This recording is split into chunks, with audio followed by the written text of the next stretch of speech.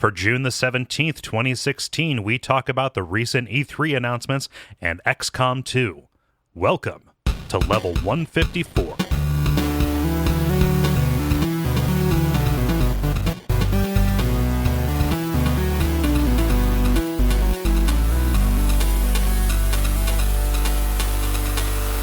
My name is Kole Ross. I'm Dennis Furia. I'm David Maismith. And I'm Ben Merkel. And you're listening to The Level. It's a podcast for people who love video games. Big week. Huge week. Mm-hmm. Yeah, this is E3 week. It is Tuesday here after all of the big press conferences and stuff. But we're going to get to that. How's everybody doing here? I'm doing Good. pretty fantastic. Yeah? Mm-hmm. I just picked up a new job, so That is amazing. Yeah, that's great. We're going to be it is likely that we're going to be working in the same building. yeah, which I didn't know when I applied to the place. So that's cool. Yeah, it's like, oh yeah, they're our neighbors. Yeah. So that is cool. Oh, you also This got is like, I just started a new job. Corporate espionage. spying on Epifio. Yeah, you also got a gaming PC, didn't you? I did, and that is hugely exciting. I imagine we'll probably spend most of our time today on E3 stuff, Mhm. but I have played Overwatch, and it is good. I have played XCOM 2, and it is great. And yeah, that's all I'll say about that for now. Well, that is awesome. Yeah. Well, I mean, we don't have an awful lot of time. I mean, like, okay, so we have time. We have an arbitrary amount of time to do this. Like, this can go on and on forever. I'm not sure when logic stops. Yeah, if you look at the number of stories out there, we don't have a lot of time. No, we don't.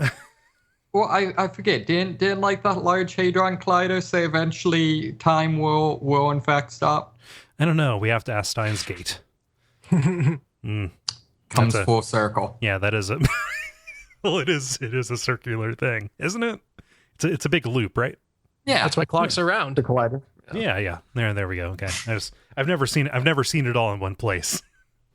all of time. Considering this, David, I've never seen you and the LHC in one place. Ooh, good point. You know. Time to dig deeper. But Get it because Switzerland. it's underground. Yeah. Oh, but yeah, no, there's we've got a lot of stories to cover. We're not going to hit everything. I've just got a bunch of the recap kind of pages up here, and we're going to combine actually the multiplayer and the brief here as we talk about this kind of stuff. So let us go on to the brief player. The brief player. That was David's joke, by the way, from the pre-roll, and I'll probably have kind of like mixed and mashed the audio there. Why not? The brief player. Oh man, yeah. So this is E3. What I would like us to do is just kind of like go down the different conferences that we've seen and just kind of like call out the stuff that we that excited us the most out of it. So, Sure. like, things started off with Bethesda, right? EA, I think. EA, there we go. So, yeah, EA. I didn't see a lot here. I started out by saying, hey, let's be positive, and then I was like, not very positive. Anything stick out for you guys? The Star Wars non-announcements had me just clawing at my eyes because they were like, we're going to talk about Star Wars. And I'm like, all right. And then they proceeded to talk about there's going to be Star Wars and nothing else. It was like a corporate orientation video. Right. Yeah. Which the corporate orientation, there was a SNL skit that was the undercover boss for Kylo Ren. And that was fantastic. That's the kind of Star Wars corporate orientation stuff that I want. This is the bad kind of Star Wars corporate orientation. Yeah, this was the bad kind where it's like, hey, we've got people with Wacom tablets. Yep. Wacom tablets? Yeah, you know, the drawing tablets, WACOM. I think there are multiple ways to pronounce it. Also, whack-a-mole machines. Yeah, I was going to say, like, if this was like corporate whack-a-mole, I could get behind this. Yeah. I didn't watch this live. There's a lot of sports stuff too, which I don't know. I don't feel like sports games have been a thing outside of the basketball games for a while. When I feel like, how does how does that belong at E3? Like, we made another sports game this year isn't news. I mean, it used to be more news when it was kind of a bigger poll, I think, but... Well, no, I'm not saying that. I'm just saying, like, when you literally make the exact same game every year, you probably don't need to tell people. Yeah. Yeah. They one thing they did as a part of all the sports games was acknowledge that they're going to have a much more official esports tournament structure, sponsored by EA. There's going to be, it's like Challenger Series, which is just like anyone can participate in tournaments every weekend. Like, that's really cool. Yeah. Premier League is like mid-level events with different sponsors, and then there's like, I forget the name of the top tier, but there's going to be like EA huge, big prize pool competitions that are like the official Super Bowl of Madden. If that makes any sense. Yeah. So esports gets really weird when it's a sports game. When it's like League of Legends or something like that, I'm more okay with it. The sports esports is a little weird for me. Yeah. But anyway, so I think that was cool to see that whole scene kind of more recognized and supported, especially at the ground level. And I'll be interested to see if they actually give that any teeth. A lot of these games that have an esports bent to them, people kind of clamor for a tournament mode where you can kind of jump into tournaments every weekend. And a lot of them don't have it. So maybe if EA feints that direction or goes that direction, other people will as well. Yeah. So the way you felt about the Star Wars stuff, I felt about the Mass Effect side of it, which was quite literally people drawing on Wacom tablets. No real announcement there. Ben, did anything stick out to you? Titanfall 2 looked kind of interesting just because I like Respawn Entertainment, but the only real news with it is that they're trying to focus on a single player game in this game instead of it being exclusively multiplayer like the first one was. So they just showed tidbits of that. So that was slightly interesting for me. But yeah. I'm curious about Titanfall because of the grappling hooks. Are there grappling hooks in it? Yes, sir. Grappling hooks and zip lines. Oh, man. It's the grappling hook singularity. Everything has grappling hooks now. But still, is there still rocket parkour? I think a lot of the scenes that they showed of the single player mission is it's you interacting with your robot or your Titan. If I don't know any of the vocabulary of this game, I haven't played the first one. So I'm just imagining from that premise, I'm just imagining this as The Last Guardian Robot Edition. Yeah, it's kind of that. I'm imagining probably not how it plays out, but I kind of like that image. Some parts of Arkham Knight were The Last Guardian Car Edition. The Last Guardian? Early contender. David, how about you? I'll be totally honest. The only one I watched was the PlayStation one. Oh, okay, yeah. I'll talk about why later on off the thing, but things been a little weird. Oh, okay. Yeah. So let's look here. We next up is Bethesda, and this gives us two really exciting things. We've got Dishonored, and we also have Prey.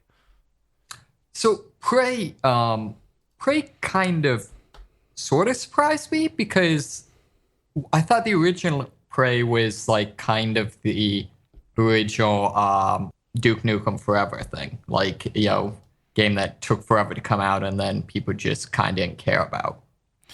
I mean, yeah, that was a game that was in development for a long time, and it ultimately ended up being like a launch window Xbox 360 thing. And yeah, that was one where you played as a Native American in space. Right, and didn't it get kind of I don't know, stereotypy at some points? Yeah, when you died, you had to fight your way out of the spirit world. Every video game that tries to do a Native American story always has that as a fallback for some reason. Mm-hmm. Yeah, well, I mean, the spirits, all of that. Yeah, I don't know. Dishonored 2, yeah, it's this world switching kind of thing going on. I didn't watch it, so say more. Oh yeah, no, just instead of just blinking around on stuff, you're able to kind of like switch back and forth between what appears to be like a past and present kind of thing, a little that's bit, where cool. time moves kind of slowly. Like it looks badass. Can you switch to a world where Dishonored is good? I'm sorry, I had to. Ooh. Yeah, I'm sorry. I just want them to remove more choices. That's the only thing I want from this game. I don't think that's gonna happen. Yep. Oh, yeah. So David Patrico writes the good Dishonored 2, Titanfall 2, RE7, and Final Fantasy 15, the meh Skyrim HD, which we're gonna get to. Well, that also happened here. I can already get most of that on PC with mods, he says, and then the music would be Terra's theme from FF6. What? Oh, so the bonus question I asked is if you could have a live orchestra play you onto stage, give you intro music, what would it be? Okay, there we go. Yes. So that's why there are random songs tagged onto all these answers. There we go. I didn't read that far in the question that you asked the people. Yeah, so Skyrim remastered. This feels like Bethesda punting, doesn't it? Yeah, I obviously I didn't like Skyrim, and I'm not coming at this from like that angle. I'm not trying to do my You're doing your type 5 on why Skyrim is bad. Well, no, I'm not trying to do like my Stanley Parable type thing with this. Like, but I don't quite get the point, just because like, doesn't Skyrim even by today's standards still have pretty good graphics? I think it's a pretty game. Mm-hmm. Yeah, like I know it's like I could understand, say, like Morrowind remastered. Yeah. I mean, that would be a ground up remake, like just to modernize that. Like that would be more effort than it looks like they're willing to put into it. Sure. Yeah. Sure. But to your point, it's a punt. It feels like the low effort option. Yeah. It feels like they're just trying to do something. Like the biggest argument that I can see for this thing existing is the fact that, okay, so a lot of people play Skyrim on PC, but if you want to play Skyrim now or get into that, you're going to have to either play it on a PS3 or an Xbox 360. I don't even think that it's backward compatible on Xbox One, but I'm not sure. So I don't even look. So like this is a way to keep it like available for people who want to play it nowadays, which is fine. It's just bizarre. Still getting their money. Oh, for sure. For sure, yeah. Although I think that if you already own it, at least on PC, you get like an upgrade price for it. Okay. Well, that's more legit. Yeah. I don't know. But again, can't you just install mods that'll look as good or better than what they're going to put out? Not on console. Yeah. That's true. Yeah. I don't know. I could just see somebody also, good. Possibly, I'm very intimidated to install any kind of mod, right? Mm-hmm. I'd probably like the way I would install a mod is I'd call David and be like, hey, want to come help me install a mod? So I tried sacrificing a chicken, but nothing's happening, and now my laptop is covered in blood, and oh, man, actually no, that was possessed by a chicken. That was installing a god. You just summoned a chicken god. It is a very easy mistake to make. Don't worry, things will be fine. yeah. So unless maybe it goes crazy, Zelda style, then you just run. Yes.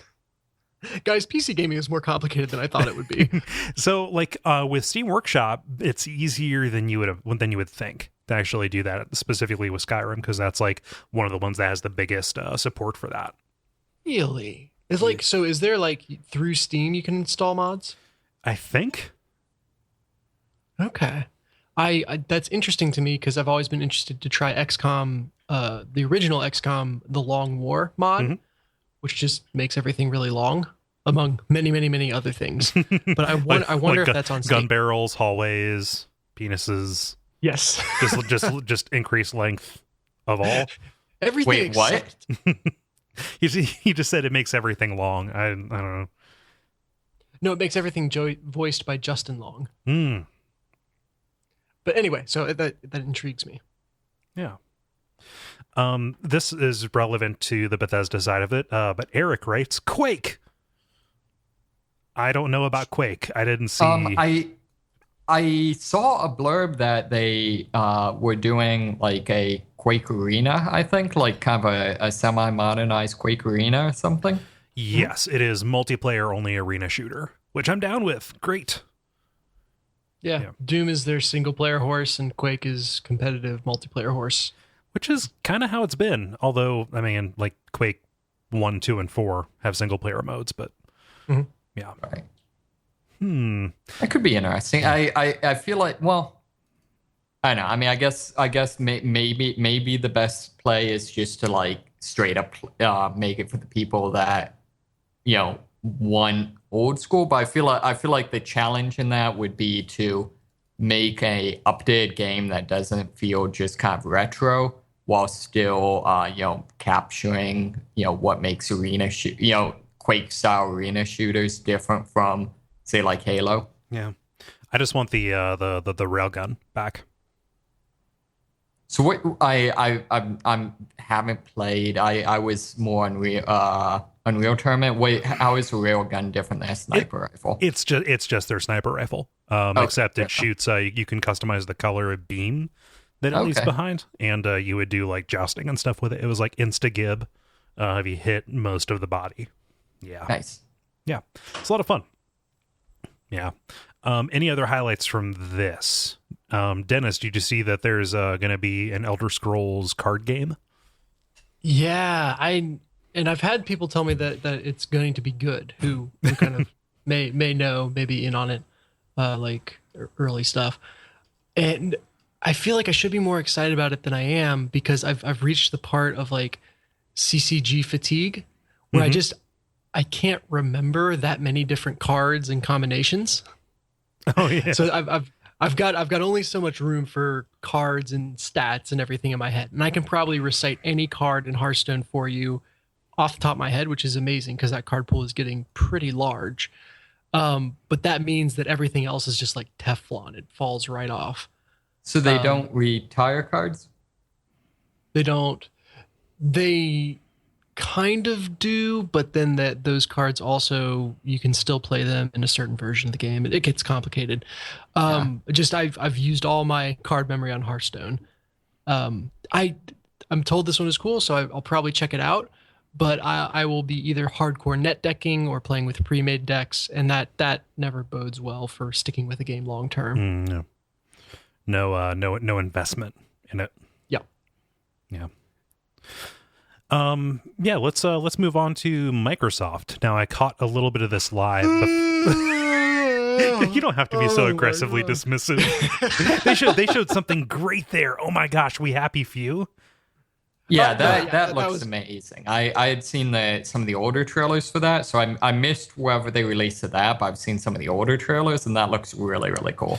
Yeah, like that looks super creepy. Oh my gosh. The only thing though is, and this is again why I want this genre to die, I probably won't play it because it's a roguelike. Is it? Yeah, it's permadeath. Oh, I did not realize that. It looked like a Bioshock game, just from its style. I think I might have heard they kind of they did like some initial like testing or whatever, and people basically said, yeah, I kind of just want to play single player and not just roguelike. So I think I've heard that maybe they're stepping that back for like the story mode, but at least like the core game or whatever is a permadeath roguelike. Yeah. But I love the idea of doing like this survival game in an urban kind of setting like that. Like that is great. Well, and the graphic style and like kind of, yeah, like the thing they're doing with it looks amazing.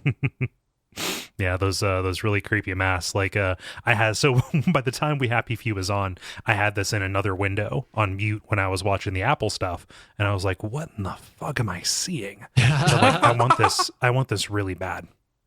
So These minds have gone kind of horribly wrong. You know, Des, have you looked at this at all? Are We Happy Few?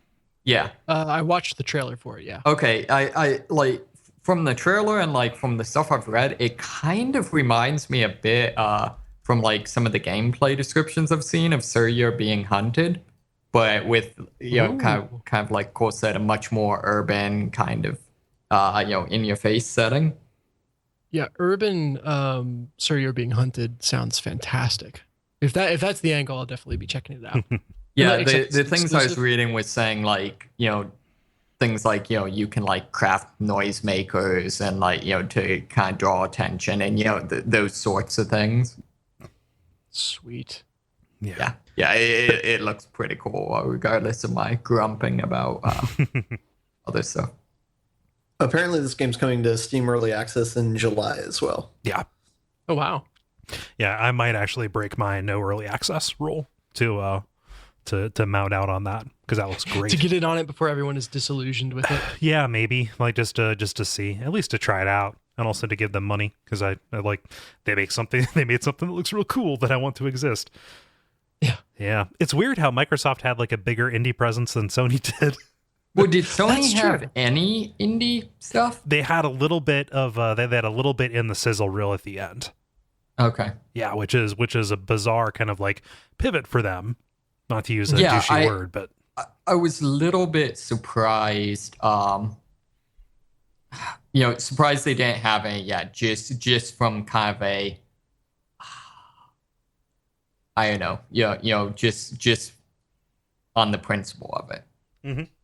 Yeah, I mean, just because it has been such a strong stance from their side in the past. Yeah. Yeah. We'd be remiss if we didn't talk about the Xbox One S and Project Scorpio. So if the back of the PS4 is the console version of Goatsy, the Xbox One S is the console version of that one image of the like the holes in the Lotus pod or like a Suriname toad just photoshopped all over like somebody's skin. Like that thing is nothing but surface area. Like the whole thing is vent. Yeah. 100% vent. And it's like what it's is 100% it supposed to vent. do for people? So Xbox One S and Scorpio are Xbox One S and Project Scorpio are two different things. So Xbox One S is just kind of like a smaller, kind of like lower profile one, whereas Project Scorpio is like the upgraded system that will run like higher def games and stuff. It'll push more HDR, better pixels, as they say. See, I feel like the farther we go, the more like all the things people complain about PC gaming are like the things they're trying to cram into consoles. It's it's disheartening to see that they're taking away like the good thing about consoles, which is dependability. Yeah. Yeah. Dependability and not having to install. Yep. Yeah. I don't know. It's remarkable that they said like, hey, here's this new smaller one, and also this system that isn't really performing that well here right now. We're gonna make a new one in about a year and a half. So please buy the shitty one when you know the good one's coming. Exactly. And that feels nonsensical to an amazing degree. Like to the point where like someone in a boardroom had to be like, this is stupid. But Sony's going to do it. So Sony backed off of saying anything about their Neo or 4.5, whatever you want to call it, in this show, which if I could unknow anything that I knew about it in advance, Sony made me, I was really happy with their show. Yeah. But knowing that 4.5 is lurking out there on the horizon somewhere really scares me. And what I would love to have happen is that Sony, scraps the idea altogether and says, you know what? No, we figured out we have the horsepower to run everything on a regular PS4. Neener, Microsoft. Exactly. Yeah. Juked you into doing it. That's not going to happen, Right. but that would be nice to see at least one of the console developers not completely screw over anyone who's bought their consoles. Yeah. So do you think the Scorpion console is a move to kind of bridge into VR? Like, so making it high def enough that you could wear VR and have it look pretty accurate? They had a little bit of VR stuff on there with the Minecraft side of it. They had was a John Carmack come out with that, but that was like Gear VR. I don't know. I don't know if there is like a branded thing that is going to work with it. But I know some games are pushing VR. Like I know we'll get into this later, but Resident Evil 7 is supposed to be VR compatible. Yeah. For portions, it's very unclear, actually. It felt really nebulous in a weird way. Yeah.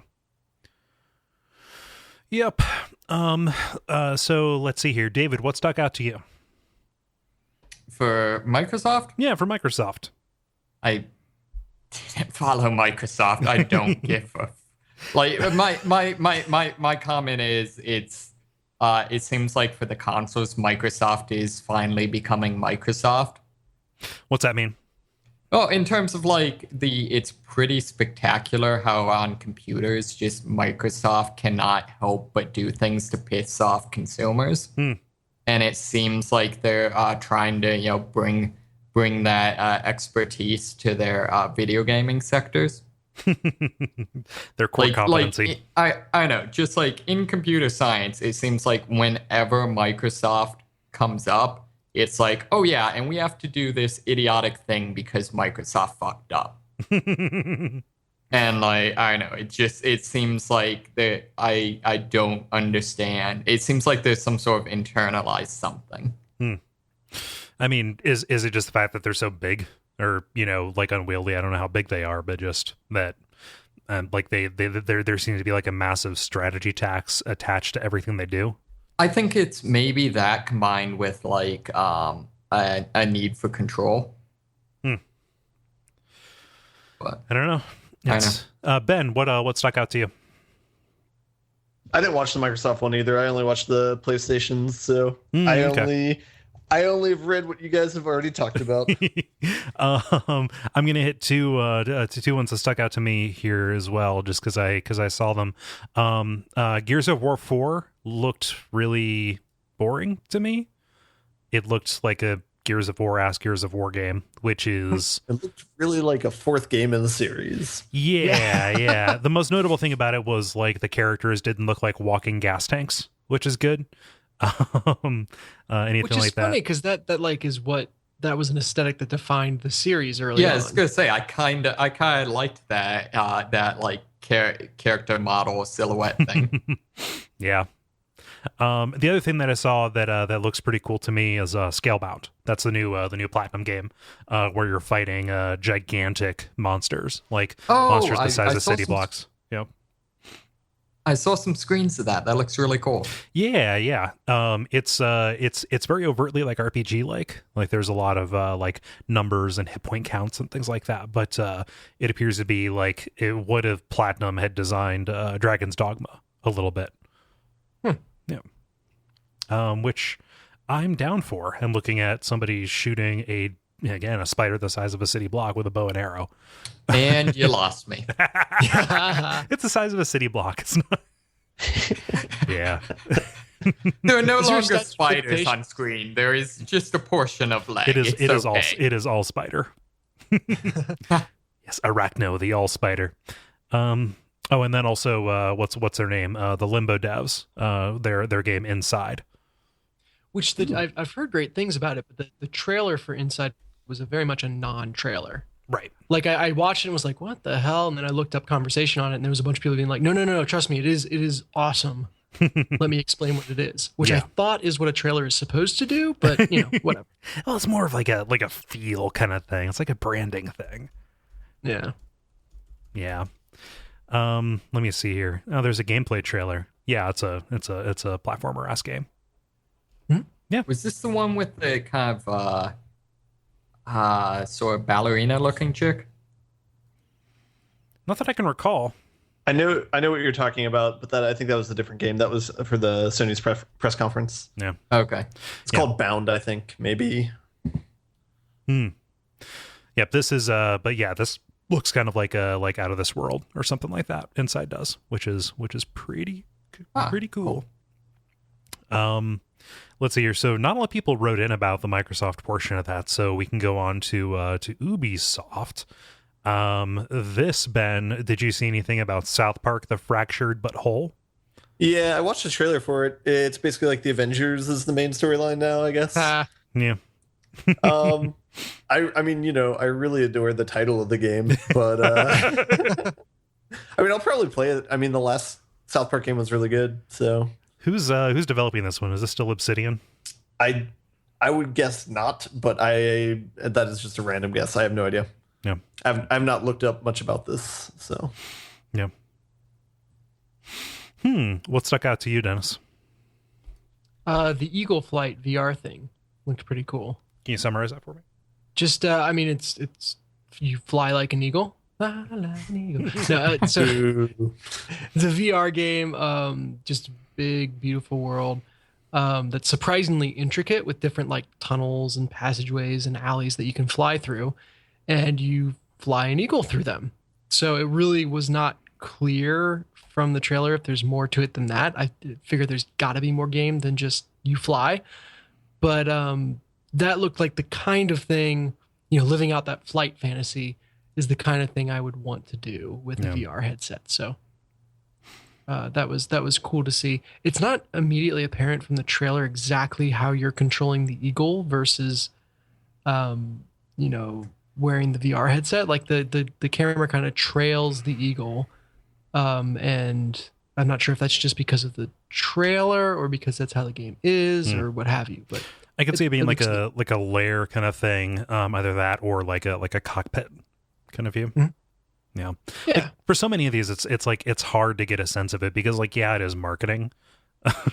Yeah, exactly. There was very little gameplay to be seen. Yep. I'm bummed out that Watch Dogs 2 is going to be in San Francisco. Why? Oh, really? Yeah, so Watch Dogs 2 was revealed. Nothing nearly as ambitious as some of those initial kind of gameplay things where they showed like, oh, you can shut down the entire city of Chicago's lights, for this blackout for this one mission. Like most of what I see is kind of like regular GTA. You're shooting a bunch of people kind of stuff, which is a little bit of a bummer. But go ahead. This means that you have expectations for Watch Dogs 2. Well, what I want is something that that plays like the initial E3 stuff for Watch Dogs made me feel, like that kind of like grand scale hacking kind of stuff. And also is in kind of a non-standard city.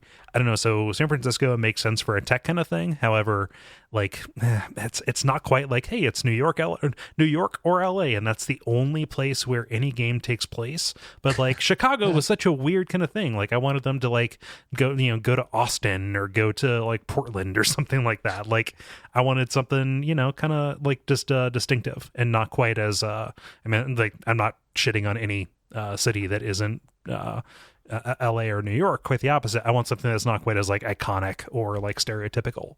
You do realize that San Francisco is a city that's not LA or New York, right? I agree with that, but also San Francisco is like, you know what I mean? It's like stereotypical. It's like it fits too well. Yeah, it's an iconic American city, in a way that you just like. I just don't dig it.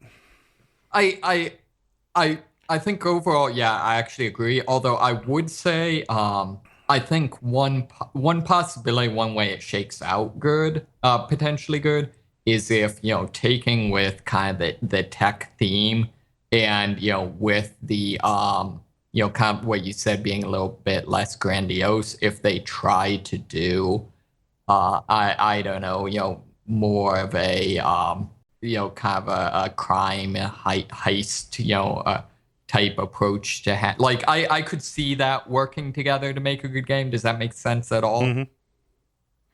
I think so. As I like sputter half sentences.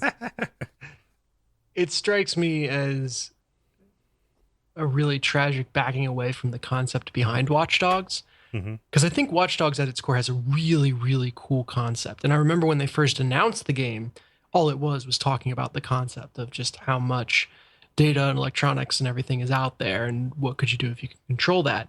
And Watch Dogs under-delivered on that to such a huge extent that this feels like kind of a pathetic limping away from it. They kind of said that you could just press the B button to hack anything, and it's just like, don't worry about logic. Press B to hack. Well, I mean, you're basically a techno wizard in Watch Dogs 1. Like, logic isn't a thing anymore. Huh. Hack your lights. Wait a second. I can't control my lights with my voice. I'm a god. Let's see here. So let's get to the old Sony. Why not? Right. Mm-hmm. Yeah. So yeah, I missed the first portion of this. Had to watch it on mute off to the side. But yeah, Dennis, did you guys end up going to the going to the thing? We did. I thought it was a good time. The crowd was not as jovial as last time. There was like a row of hecklers, and then everyone else was kind of silent. So Hecklers, what were they heckling? Games in general, which is really funny. You know, it was someone who felt like they could be the popular person and get, I don't know, points for saying funny things. Oh, like that they were trying to be funny. God, And who would try and be funny about video games? Certainly But not it was- us. Yeah. Well, this is an audience that has chosen us, whereas we did not. You know, We're not we did not foisting ask for ourselves on. these vigilante hecklers, but they kind of got theirs because, you know, they were throwing out wisecracks for everything.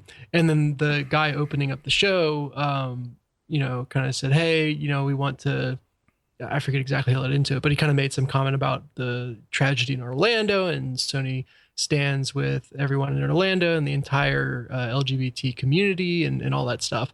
Yeah. And it was funny because he kind of led into it. The heckler kind of got midway through some kind of insult and then immediately stopped once he realized what it was. Yeah. So at least he had that much tact. Yeah. I was like, yeah, that's right. Please shut up. please don't heckle Solidarity about. Exactly. You were about to heckle that. You need to rethink your choices right now. Yeah. Although, so I'm going to make light of somebody talking about this thing. I'm not making light of the actual thing itself. The Microsoft press conference opened up with somebody mispronouncing the word tragedy. Oof. Mhm. Yes, we, we want to take a moment to talk about the tragedy. It's like, Oh boy. boy. At least they weren't making rape jokes on stage like in previous years. Yeah, that's good. You know, small steps. Baby steps. Yeah. Yeah, Jesus. But the games that Sony showed, holy shit. Yeah, I know, right? So, of the ones that I watched, you know, some of them were on mute, and even the first portion of this were on mute. Like the majority of Sony's shit was just them showing shit. Like they weren't talking about the shit; they were just showing the shit. Mhm. You can do that when you're in the lead by so far. Jesus, I think they've. That's not a, you know, Okay, I'm not showboating or anything. That's an honest, like, you know, they're I think they're far enough in front that they've got swagger. Yeah, I mean, like, I would even say, like, I don't know that it talks about their success or speaks to their success. I just think that they're, I don't know, like, They got a lot it's of content. yeah, it's the better way to do it. It's just kind of like, oh, like this is going to be back to back, and they covered a lot of ground. It felt like anyway. Mhm. Yeah. So yeah, let's hit some highlights.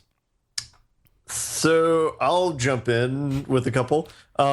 Starting with the first two, they showed a game called Obzu, and that's one. I just mispronounced it the first time. And they showed another game called Bound. Did you guys see the trailers for these two? I've seen some of the stuff for Bound, but haven't been able to like actually get all through it. Gotcha. Yeah. So Obzu's like an ocean type game where you're swimming around in the ocean. It just looks really pretty.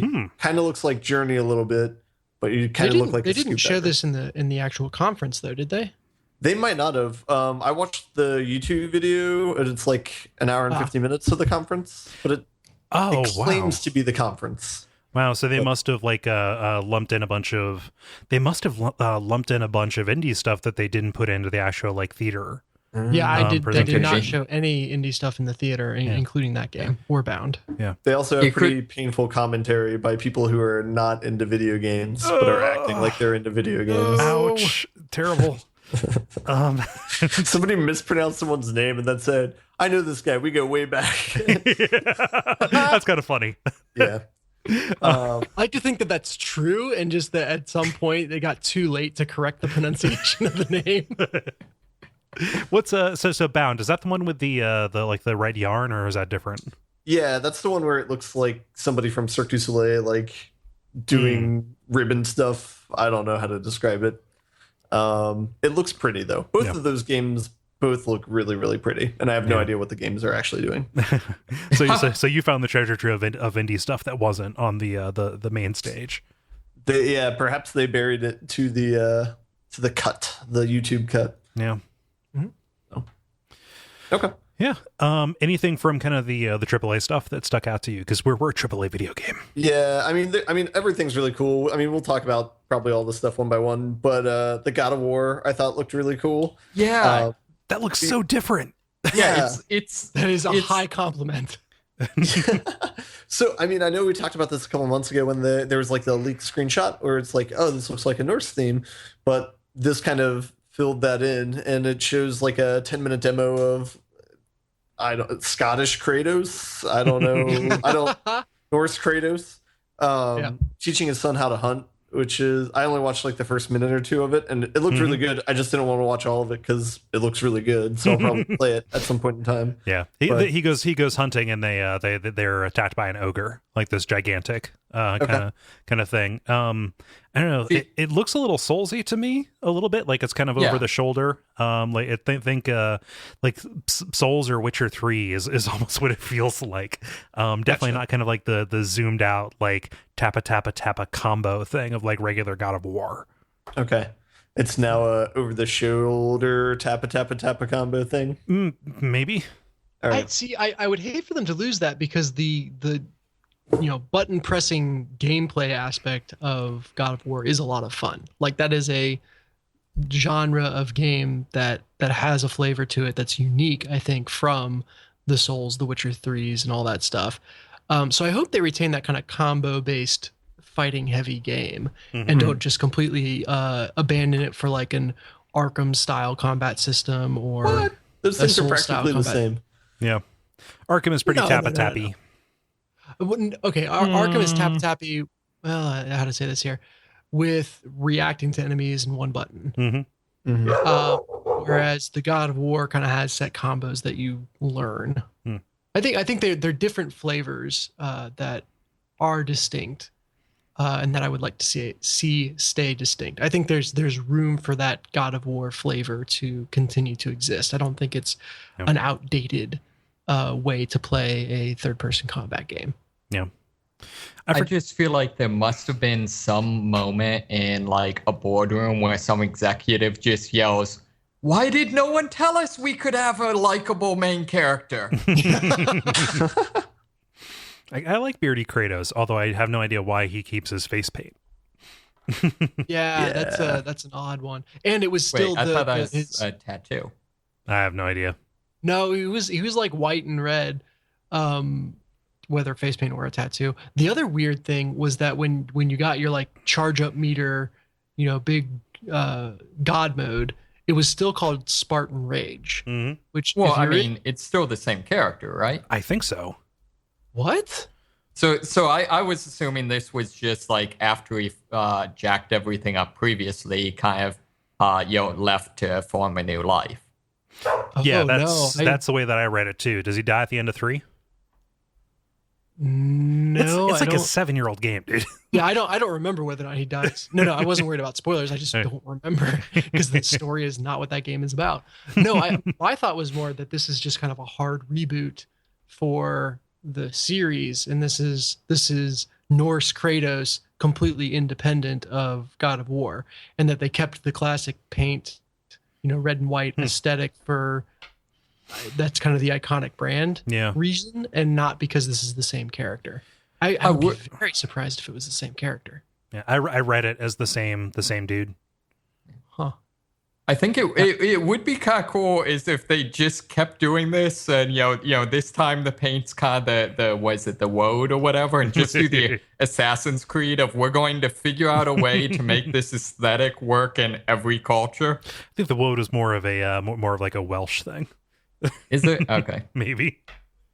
Yeah, and also I have no idea when. I guess when any of this was supposed to happen, but like if Norse was supposed to happen later or not. Like, I don't know. Yeah, well, I'm sorry. Am I the only one who did think it was the same person? I thought they were picking up with someone completely new, but just keeping that like visual sort of thing to be like, this is the new guy. But yeah, there's always a that man. would be there's cool always some too, paint. actually. I mean that. I think that is more than anything what the God of War series needs. Just like divorce from all that craziness, because by God of War 3, you ran out of gods to kill and you just had to go kind of insane. Yeah. So I think it needs that reset of now, this is a God of War like, and not a It is a warlike if god. if they try to weave old Kratos into this game in any way, I think it will instantly lose any of the emotional credibility that it felt like they were really gunning for in that trailer. Everybody in the chat that I saw, and I was kind of keeping up with the Slack chat, or peeking at this, was kind of talking about how like, oh, Kratos is going to die, and then the actual main character is going to be the son like later. That's what I was about to say. That's how I'm hoping they're doing it. Is just end of the first act. Kratos takes slips on banana peel, breaks. $1 million babysit. Yeah. Oh, God of War. God of Whoa. Although I really like the idea of this being Kratos' like second family that he goes and visits sometimes. And This is an interquill. yeah. Really? So the thing I thought was weird was he kept on asking like, "Did your mother teach you how to hunt?" And it was very, very dispassionate about the mother, to the point. Well, okay, so if it's old God of War, I don't think anything of that because it's an emotionally stunted game anyway. But to the point where it made me wonder if this is, if he's not the kid's dad, he's definitely the kid's father figure. yeah. Right. I guess I assumed he was not biologically his father. Right. Yeah. Yeah, I didn't get that. Which- like talking about like, oh, your mother, as opposed to like referring to her by name. Right. So that felt weird. And I wasn't sure if they were going for a like Norse culture at some point. They hand the boy over from the mother to the father, whatever, or if it was genuinely not his kid, or if just God of War is still kind of emotionally stunted, so that came off weird. I don't know. Christopher in the comments here, he mentioned something that we're going to talk about a little bit later, but it says like, oh, it's disappointing that God of War showed Kratos forcing his kid of war to kill that animal. So yeah, just kind of like slitting that elk's throat was weird. Yeah, that's interesting because like for me, hunting is a big part of my heritage, and it was a part of my rites of passage into manhood. Yeah, I don't think there's anything wrong with killing an animal for food. I don't think there's anything wrong with teaching your kid how to do that. But I could see if that's not part of your heritage. Like, I'm sorry you had to see that. Yeah, I guess to a certain degree, I kind of almost read it as the other way in terms of like it seemed like kind of an illustration of like killing's kind of a fairly serious thing, even if it's an animal. Yeah, right. like I the don't little know. kid wasn't like he wasn't ready for it, or Right. like he what was it like when I went back and looked at it and he said like, oh, mom always finished the job. Right. Yeah. Well, I thought it was interesting because it felt like they were trying to go for that real kind of respectful angle, I'll call it. But at the same time, when the kid is targeting the deer, it's like, don't think of it as an animal, think of it as a target, which again, that's not in line with everything else. But Right. And also So there's it- interruptions of Kratos like murdering like 3 or 4 hordes of things. Yeah, and Probably the it did least seem a horrible little thing weird that that the kid's kid's off. just like completely cool with that. Yeah. No, daddy kills. Daddy kills. I don't know. I realize this is probably whatever, but I'm kind of glad that it looks like they got rid of the stupid chain things. Oh yeah, weren't those like fused to his skeleton or something like that? The white on him is the dust of his family, so Oh, that yeah. doesn't really translate too well in this character. Weird. We should probably move on here. Christopher was also kind of disappointed that Sony revisited Days Gone and the seemingly post-apocalyptic wilderness that was revealed to be another shoot hordes of dudes game. So Days Gone, this looks super boring to me up until so it was just like a trailer, like I'm a loner dotty, I'm a rebel. And then in the gameplay at the end, it was like really fascinating tech of like putting a bunch of enemies on the screen and having them kind of like flow like water as they try and like climb over each other. Like that side of it looked pretty cool, but like from a gameplay side of it, it's just kind of like it's almost like Galaga or something like that. It's like, okay, like fire here, and then they'll run into the bullets, and then you're done. Yeah. See, And then why would you ever turn to fire? Like, that was the thing I couldn't figure out. well, and I just feel like I'm not sure I can care about zombies anymore. Right. I'm like, and so what was funny is like the trailer that they showed at the beginning, it didn't really have any zombies in it. Like it was kind of like, okay, this is post-apocalyptic, and they're talking about like, oh, when things fell, where were you at? And it was a little bit like the opening stuff for like Last of Us, not the opening. So yeah, of Last of Us. I was expecting it to be like a sequel or spin-off of The Last of Us. Yeah, the Last of Us worlds. But it's like, oh, are they actually going to do like, oh, there was a cataclysm? No, it's just zombies. Like, it's not people who are monsters. It's actual monsters. Fuck. Yeah. Was I the only one who didn't realize until way later that it's not a Naughty Dog game? It looks naughty as fuck. Yeah, I just assumed it was. And I was like, oh, man, this is what the Last of Us team is working on. But it's not. It's by the people who did Cypher Filton. Was it Cypher Filton? Siphon Filter. There we go. Siphon Filter. Oh, they're back from the dead. It's weird. Yeah. So I'm surprised by that because I like those games, but I thought that this game looked like kind of like a cheap knockoff of The Last of Us, or like rather they're like, okay, The Last of Us is really successful. Let's copy that theme, but let's just put a bunch of zombies on the screen and just have a lot of gunplay. It's like, whatever. Yeah. I think also it bears mention that I think in several instances of that escape, the zombies were only able to get to him because of all the bodies he created for them to climb on. My hopes may be that the this was just a tech demo to kind of show hey, we can shoot lots of guys, and then the actual game won't be as shooty. But seeing the way that those zombies move just made me want that tech in Left 4 Dead. Sure. Yeah, really. That's this niche has already been filled, right? Like as many zombie games as we've had, we've never, at least that I can think of, there's never been one that has actually emphasized like numbers, really. Mm-hmm. I mean, Dead Rising. Yeah, Dead Rising. Like even in Dead Rising, like the zombies have such a short sight radius that you never get like the wave tactics where it's just like. You literally cannot fight these things because, you're not fighting zombies. You're fighting like a swarm. Mm-hmm. Yeah. So, The Last Guardian has a release date. Ben, do you believe it? I don't know. I mean, I'm expecting like an average game. I'm not gonna get my hopes up. I saw the video of it. Like the graphics do not look. They looked very. I feel like the style seems very different than what Shadow of the Colossus felt like. Whereas like that was very like painterly and mystical. This kind of feels like I don't know. I don't know the words to describe it. Maybe like kind of like Pixar mixed with that in terms of like the facial animations or the character animations. Yeah, I don't know. It looks real eco-y. Okay. It feels like a house divided because the kid is almost like you said Pixar, almost to looks like anime. A cell. Yeah, like a cell shaded point almost. Yeah. And then the dog Griffin thing looks really, really realistic. Yeah. So and I guess the dog still looks like what it did when it was made like however many years ago. So that still looks similar to Shadow of the Colossus. 10 years ago. The number you're looking for is 10 years ago. Oh God. Thanks, Kole. Trying to bury that one. Yeah. So I don't think I'm gonna get my hopes up for the game. I'm gonna just try and expect that it'll be an average game and play it anyway. So that way you can be surprised. Yeah. I expect it to be pushed into Q1 2017. Mm-hmm. Yep. Horizon Zero Dawn. People were going crazy about this. This is about the time I tuned in live. And that is this aesthetic doesn't really do it for me.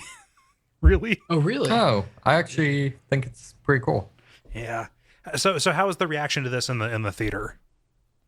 Very positive. So this is, like I said, the crowd was mostly silent. This is one of the places where they erupted in applause. Okay. How do you guys feel about it? Because I'm just not feeling it. I feel better now that I've seen gameplay. I think I was trying to figure out which game this was. This is a cave woman robot animal game. Yes. Yep. All right. Yeah. I really liked the way the game looked in motion. And while I think some of the aspects shown off were a little staged, like some of the dialogue stuff, and then like the way she used tracking, that unless there's a lot more to that they weren't showing, and I hope there is, those seem like red herrings. But everything else, like the moment to moment, seemed like it would be a lot of fun. I like the idea of like pinning down these gigantic creatures with like the harpoons and stuff like that. That seems cool to me. However, like the second they're like, oh, this thing is weak to fire, and then opens up the crafting menu, it's like, okay, I need to hope that I have this many, pieces of garbage to mash up against this piece of garbage to make the thing. Like, is it paused? Like, am I doing that? Well, it's just so, I'm not against crafting when it's, something where you're kind of like building something, but it's like, oh, well, in order to kill this, we need to do some like bookkeeping to. What if, Yeah. What if it was more like The Witcher style, where it's less about, it's more like emphasizing preparation before an attack? Yeah, well, that's fine. Or if it's like simplified enough that it's like, okay, you need to know like which types of ammo to like switch between. But like the way they showed it off was like, oh, this is just a major part of it. You're going to, stop looking at this majestic, trash dinosaur to like, again, do some like bookkeeping. Mm-hmm. Well, I would argue that The Last of Us did a really good job with that kind of crafting system. Mm-hmm. And in Horizon Zero Dawn, it felt similar to that. So as long as they can keep that kind of vein, I think it'll be okay. If they make it too complicated, which I was disheartened by the number of options that showed up on the wheel every time they brought up the weapon select. Yeah. Jesus. It was like, Well, especially if you're considering you're doing this, you're trying to make these selections with an analog stick. Like, I generally can't do like 8 options reliably. Mm-hmm. But I like the idea that the combat is driven by learning about and being knowledgeable about your enemy. And that, knowing its weak points, knowing the type of damage that it's weak to are both important things. Yeah. Like, I think that could be a lot of fun as long as it doesn't get too bogged down. Yeah. I mean, and that's a straight up Monster Hunter thing. Yeah. Mm-hmm. Yeah.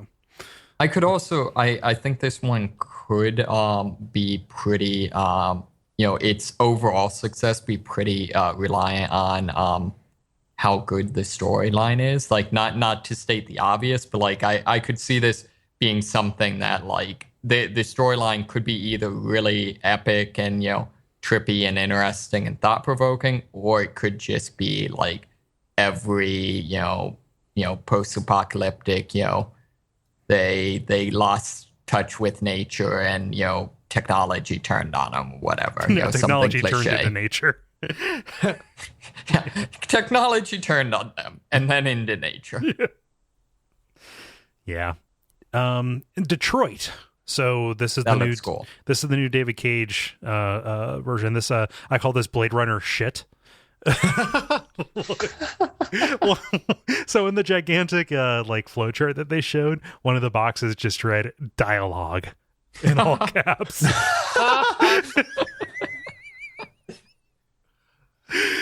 So I'm still gonna play it because I've never learned not to touch the burner.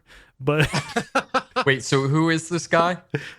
David Cage. This is the Beyond Two Souls Heavy Rain guy. Fuck.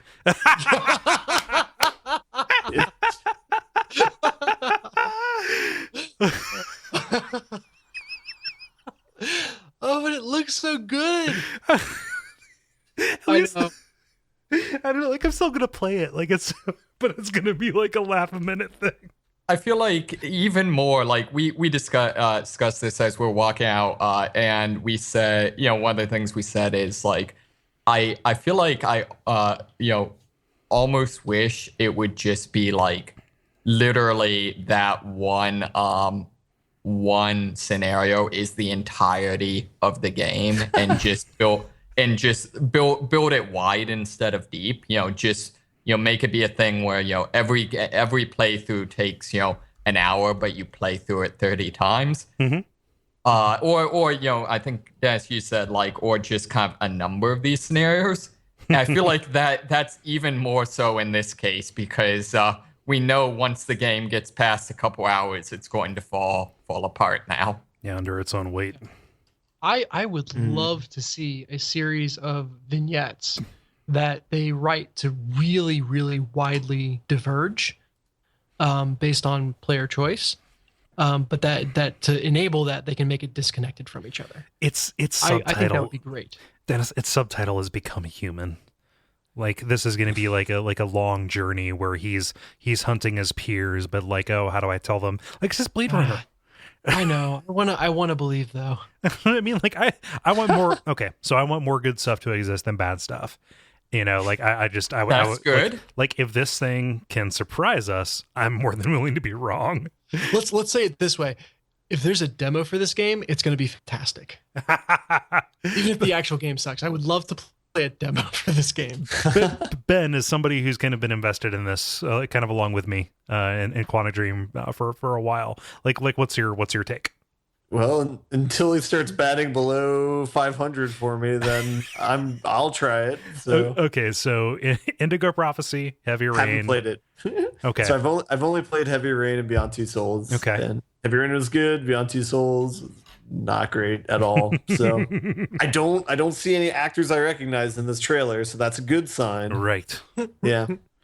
No Willem face. Mhm. Scared him off of that. But then I also hear pretty realistic American accents, so that seems like a bad sign. So I don't know. Guys, Resident Evil. Yeah, that's so disappointing. What? I feel like instead of, Resident Evil 6 was a fairly, unique, interesting game, whereas it's let's do like another, dime a dozen survival horror game. I don't know. Like, I'm like, so from what it appears, and very much so, this could be like a different kind of beast, like, or like not not representative. But like, if everything is like this, and it is a kind of like first person kind of thing, like I'd be down with that. Like, I would be down with them trying something different, like, steering away from the action based kind of thing and making it more like exploration again, and like more exploration atmospheric, because that's really what I want in my survival horror games. Sure. So here's what I was really disappointed by is that I thought this was going to be Matrix the game from the opening trailer, but it wasn't. Because the opening part of the trailer, you pick up a phone and it says, they're coming for you. Get out of there or they're going to kill you. And then you put it down. And it looks like the room from the Matrix. And it's like, oh, this is awesome. Oh, yeah. I had no idea what this is going to be. Like, when it started up, I thought it was going to be like a Condemned game. Mm-hmm. And then even like up till the end when they revealed like Resident Evil, like nothing about this screamed Resident Evil to me. Yeah, which is great, because like it's the 7th entry in a series, and it is not like just kind of relying on the weight of its own heritage to to pave its way. But yeah, good. It really bothered me how many weapons he walks past in the course of the trailer. Yeah. And Like, how few boulders were uppercutted in this. Yeah, but I just mean, like, I don't know. I don't like playing like survival horror games where my character's an idiot. It's like you're in a fracking kitchen. Get a knife or a cleaver or something.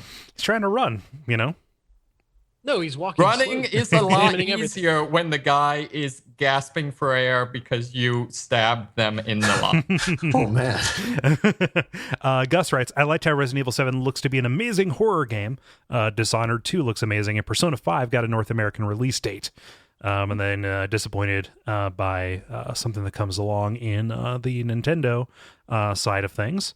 Yeah, it's I don't know. So again, I'll be curious if this ends up being like another like third person kind of thing with the first person bits mixed in, like a Silent Hill 4 style thing. So the demo's available now, and you can play it. And it's very short. I streamed it actually, and it doesn't feel like there's a lot there. Although afterwards, when I did some Googling, it's the kind of thing that is meant to like a little bit like PT, except instead of having like a bunch of loops, it kind of branches in very subtle ways. Mm-hmm. So like you'll get through the demo in like 20 minutes, but you can go back through it and like take a different path and resolve it in a different way to get like different stuff. So what is the thing that is apparently trying to kill you? I mean, are they zombies or? So in the trailer there were zombies and stuff like outside, but in this it's just a dude. So the way that each of these scenarios ends is like a guy in a raincoat and with a scraggly beard comes up and says, "Welcome to the family." And then he like hits you with an axe. Yep, it's a crossover. It's a crossover, Konami crossover or Capcom crossover. Yeah. But no, so like in the teaser, then yeah, that's the thing. But like none of this really feels like the actual version of it. Although it has like an inventory system and stuff like that. Like they're doing like a little bit of like inventory Tetris and stuff, which I'm down with. I could see that.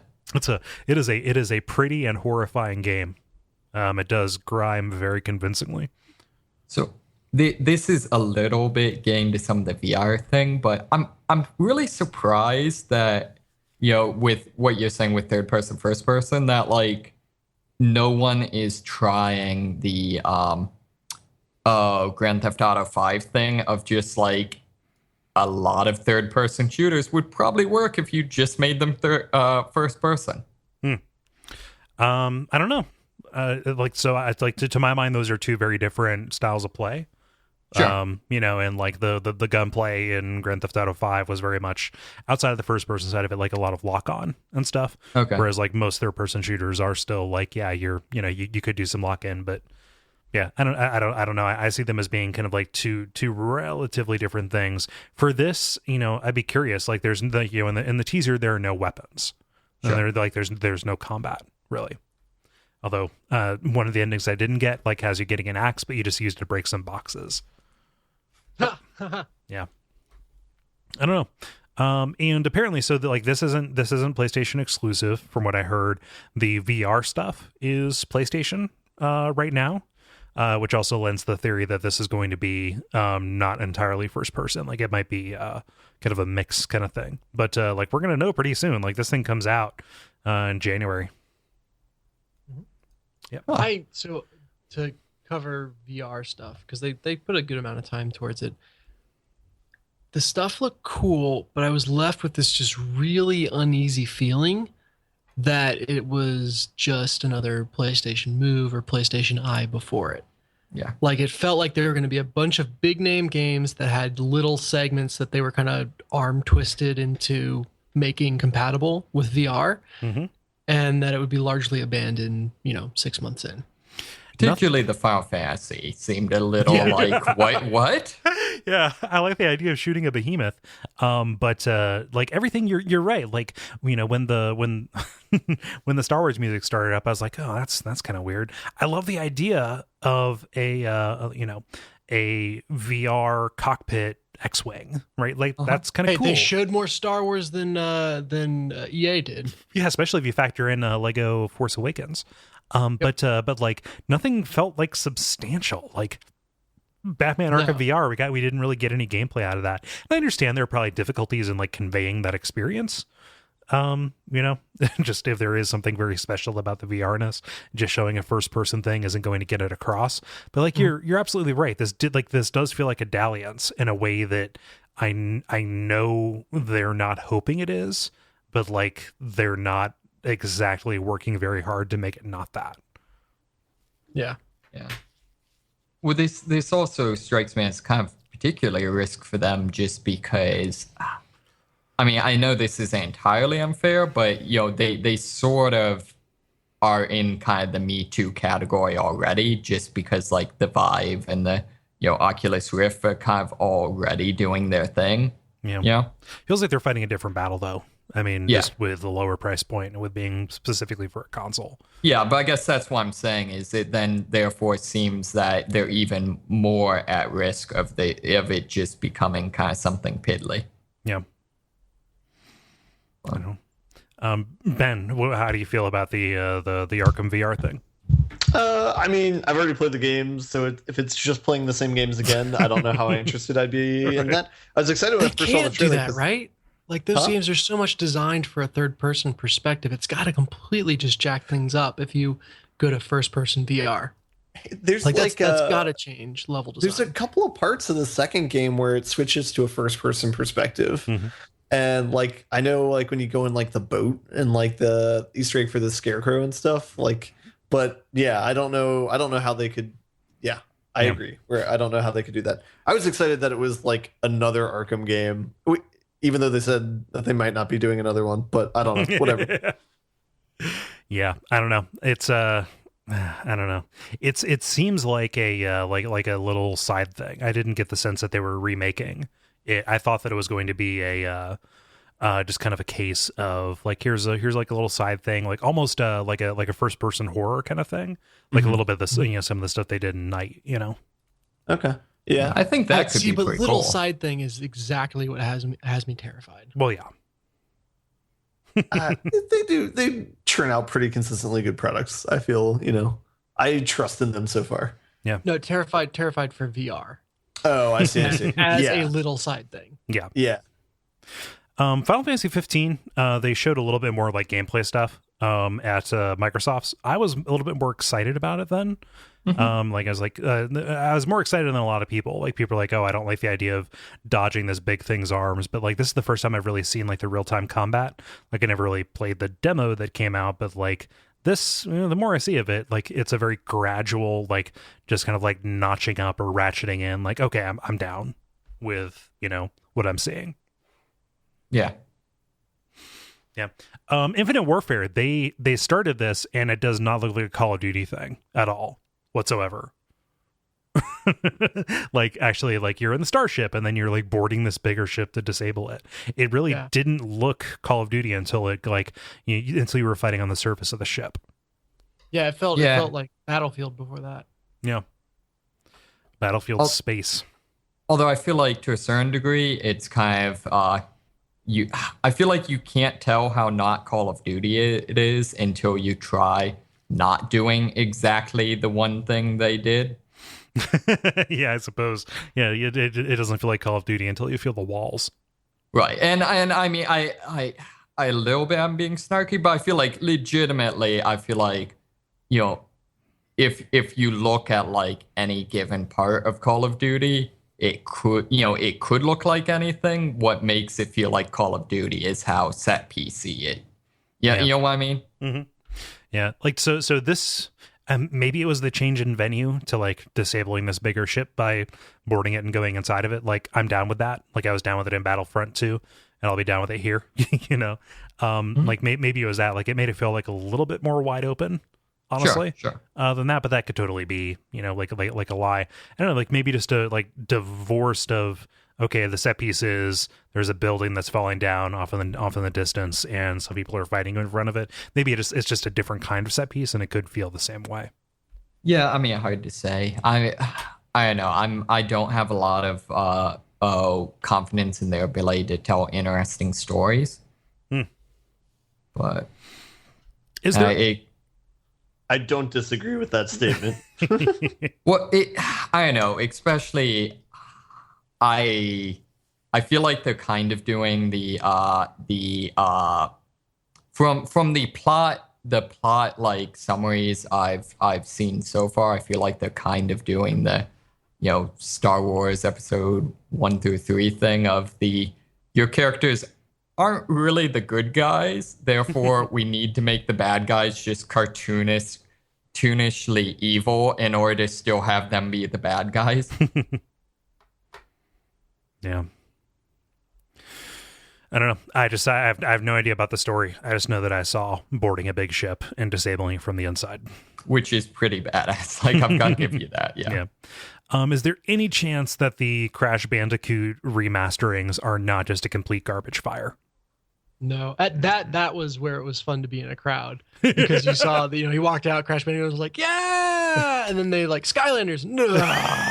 You could hear that on the stream too. Like the second that it's okay, well we're remastering that, and we're remastering these incredibly archaic games, 1 to 3, and also what we actually have to show you is not that, but here's Skylanders. Like people were ready to just kind of like just scream, cry, and jizz at the same time, when the Crash Bandicoot music came on, and you could have heard a pin drop on that stream when they mentioned Skylanders. Yeah. To be fair, that's I'm not even.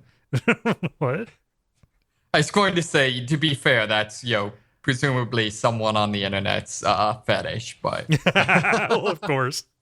Yeah, just man, Skylanders are so small. So let's get to the last two. And I realize that we're spending more time. Is it any surprise that we're spending more time on Sony than everybody else? They were being a little bit more methodical with this.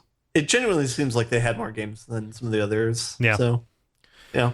Also, I realized there was a PC gaming show, wasn't there? And I missed that. I missed it too. That was in the afternoon when I was working, and I, in good conscience, couldn't watch any more press conferences. Yeah. So sorry, that's a blind spot for the show. It sounds like. And I couldn't find a good recap of that. And also, when I like the coverage on it was spotty afterwards. One thing, I don't know if it was at that, but one thing I saw that was looked pretty cool is the guys that make Payday are basically making Payday in World War II, where you're stealing from the Nazis. Which so I feel can actually feel good about shooting people. Yeah, I feel like it can go one of two ways. I feel like it could either be like finally Payday that doesn't seem so creepy, or be like this is a game where like its approach to killing already felt really crass, and now since the people you're killing are zombies, basically, Nazis, the next generation Nazis. The gloves are maybe going to come off, and it's just going to be completely, completely unhinged. Yeah. Payday, Nazi gold. So we've got some responses about the second to last one here. Steven writes, Death Stranding looks like another wonderful Kojima mind F, and I'll surely enjoy it. Lego Force Awakens feels like the epitome of things that are unnecessary. Hyperbole.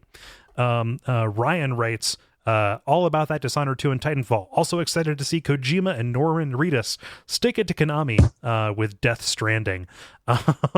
Dennis, you shared this picture. I guess it's a tweet or it's a Polygon thing of what appears to be Kojima drinking from a cup that says Konami Tears. Although I'm sure like that is obviously photoshopped on there. Yes. It was tweeted by Norman Reedus, though. Yeah, Norman Reedus, the star once of Silent Hills and the star of Death Stranding. One more thing here. Most excited by Kojima's presence. After all the drama from last year, I was pleased with the respect that he was given, and the thought that his creativity is not being handcuffed to Metal Gear anymore makes Death Stranding the most exciting game reveal. That's Derek. Who says that. That reveal, like the reveal of Kojima himself, felt like a bigger deal than the reveal of the game. Yeah, right? Because they raised the curtain and he walked down, he was like in fog and in lights and stuff. Walked down too fast there. Did that bother anyone else? Yeah, that really bothered me. Like, milk it, man. Dude, you're falling into the bottomless pit. Stay on the platform. This is a gaming convention. You should know that. Yeah. So this was just like just a trailer, and the thing is like, oh, this is in real time. Okay, cool. Like a lot of stuff is in real time, but okay. And it was like really bizarre. It was like naked Norman Reedus with a C-section scar holding a baby who turned out to be a ghost. And he left oily handprints. See, I figured he was trying to like balance out the for quiet. Now we have a naked dude. There's always been plenty of man ass. I'm not that doesn't excuse quiet by any means, but like I was very happy to see the presence of Kojima man ass front and center. Has there been any like someone said earlier like our trailer's supposed to tell you what a game's about. Has there been any like information whatsoever about what this game is? No. Not really. Like it's all just aesthetic. Guy fucks up dolphins. Oh yeah, he Dolphin Puncher XD. No, just like he's on this beach that's filled with dead sea life. Standing underneath. I read it. Good. I read it as the ocean bed, and that everything was dead because he had somehow evaporated the ocean. And this is Kojima. Come on. Yeah. That was my read on it. Mm-hmm. I'm sure the characters will have a long discussion about it. Pretty good. Yeah. So I think that Kojima, he can get around a lot of the rules. I'm going to arbitrarily declare that. Super creepy. Those what appear to be gigantic robots evangelioning over him in the sky as it goes. Yeah, but Death Stranding, it is a perfectly anime name, and I am down for a perfectly anime ride. With the Ritas as my pilot. Yep. Happy sad Ritas holding the baby. Regis is my co-pilot. Yeah. I don't know. I like Norman Reedus, and it's cool to see them going collabo. It is a very strange mix, but there it is. Any other thoughts about Death Stranding? How was the crowd when Kojima came out and when Death Stranding hit up? That was another high point. So it was the Zero Dawn, it was the Crash Bandicoot reveal before they said anything, and then it was the Death Stranding. Actually, I think that was Kojima. another one of the heckler kind of getting owned, because I believe like halfway through they're like, oh, and we've got like a special guest. Someone like shouted out a joke about it not being Kojima. It's like, oops. This last thing is a thing that I'm kind of surprised to be excited for, but here I am. But yeah, Spider-Man PS4. Yeah. Being made by Insomniac. Yeah. I'm down.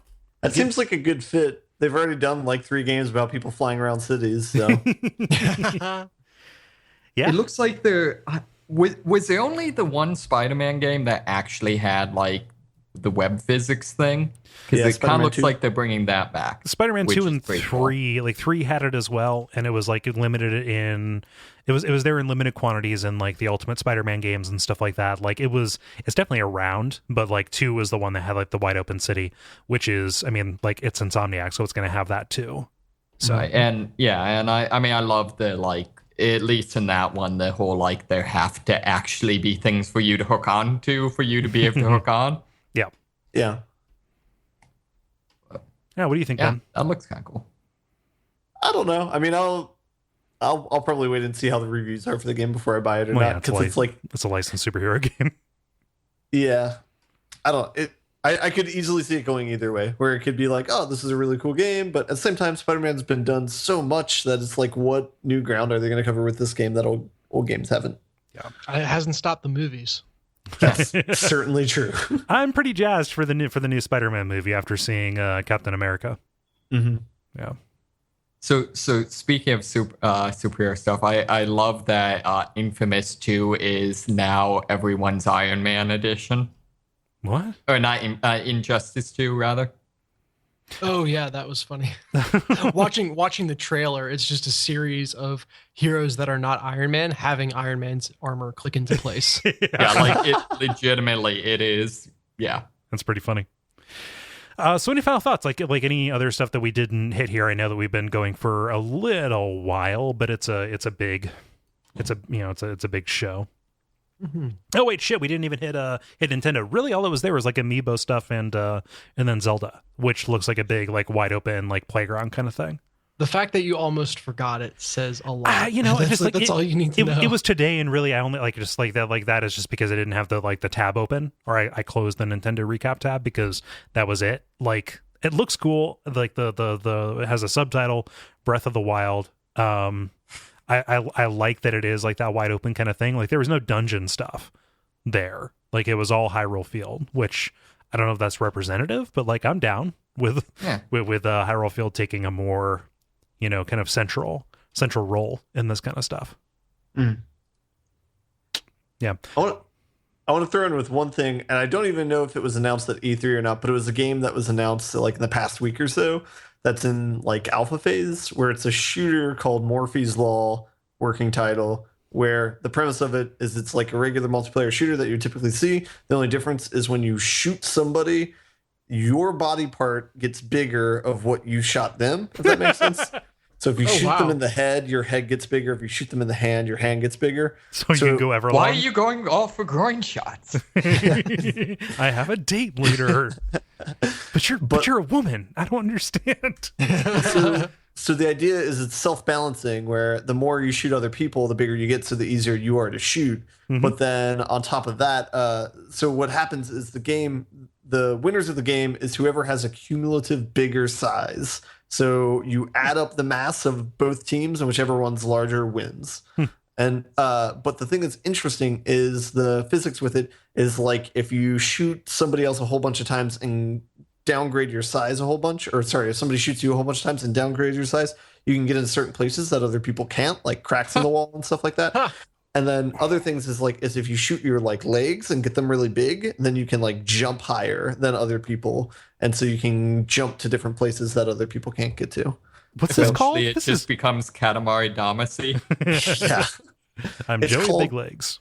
it's called Morphe's Law. There was a trailer announced for it this last week, but I thought it was a really cool concept for a game. Don't even know if it was on E3 or not, but yeah. Nice. The only other thing we missed was actually from the Microsoft press conference. Recore looks pretty good. It didn't do anything for me, honestly. Oh, really? Yeah. This is like it's like a game in tradition of the platformers that I have a lot of nostalgia for. So. Okay. Yeah. No, that's the new Keiji Inafune game.